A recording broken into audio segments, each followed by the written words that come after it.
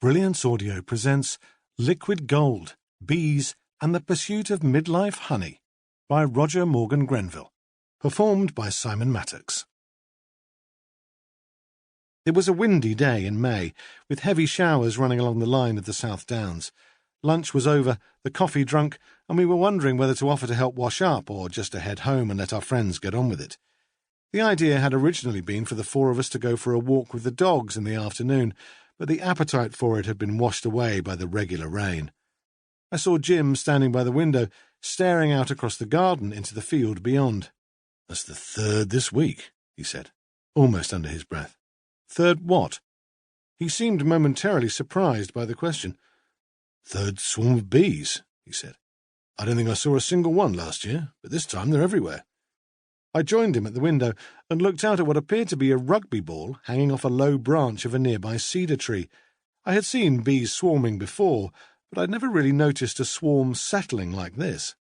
Jim said it was smaller than the two he'd seen earlier in the week, and that it would probably soon be gone. "Where do they come from?" I asked. "Could be anywhere." But he explained that their neighbour had kept 2 hives in his garden for years, and that he'd left his wife a few months before, and there was probably no one looking after them anymore. "Might be them," he said. "Equally, they are rather more likely to be from a wild colony somewhere deep in a hollowed-out tree, or up in the gap behind the eaves of a building. This is just what they do." It had never really occurred to me to wonder what bees did, or why they did it. I'd once seen into a glass-backed hive in a local museum when I was a child, but I had long since forgotten whatever I'd learned there. And of course I had seen Mr. Fowler's bees, although that was nearly half a century ago. 500 generations of honeybees would have come and gone since then. Nowadays, I only saw bees buzzing from plant to plant in my garden. I also read articles about the decline in their numbers and what would happen to us all if their numbers fell below a certain tipping point. "Swarming is the only way they can reproduce their colonies." We were still staring out of the window at the dark lump hanging off the cedar. "Basically, they're only meant to have one queen, until one day something tells the workers to create another one. That's where it all starts." "How do you know all this?" I asked. This was as talkative as he ever got. Normally, Jim's style was to just sit and listen to the noise of the world around him. "I kept a couple of hives for years. Ever since I was a boy, actually. Found them on the farm when we moved in and got them going again."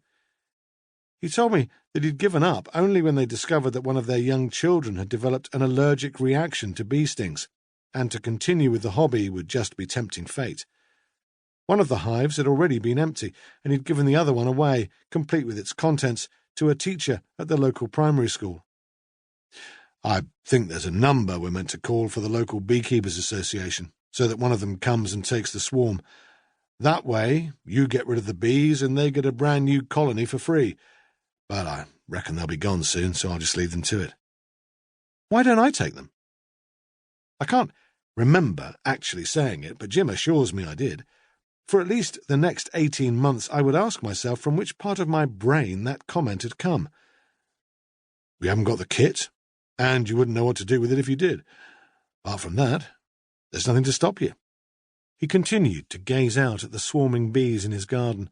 Then, after a while, and with no further prompting from me, he said, "I suppose we could just take it and see what happened." So we went out across Jim's small farmyard to a shed that was full of terracotta flower pots and old rolls of chicken wire, and found the redundant beekeeping kit high up on a wide shelf in the far, dark corner. "Look," he said, beaming with pleasure, "my old beekeeping suit." Every variety of British moth seemed to have had a go at it in the years it had been up there, but it was still just about recognisable as the top half of a bee suit with an inbuilt veil. Then he chucked down some gloves, a filthy old sheet, and a strangely shaped steel tool with flakes of yellow paint on it. It was a barn, indeed it was a farm, where stuff arrived and never left. "Have you got a smoker?" I remembered Mr. Fowler all those years ago, and that smell of burning cardboard. "Not needed. Once we get a strong cardboard box and some clippers, we're done," he said, and led me back out into the drizzle to collect his old hive and put it, disassembled, into the boot of my car.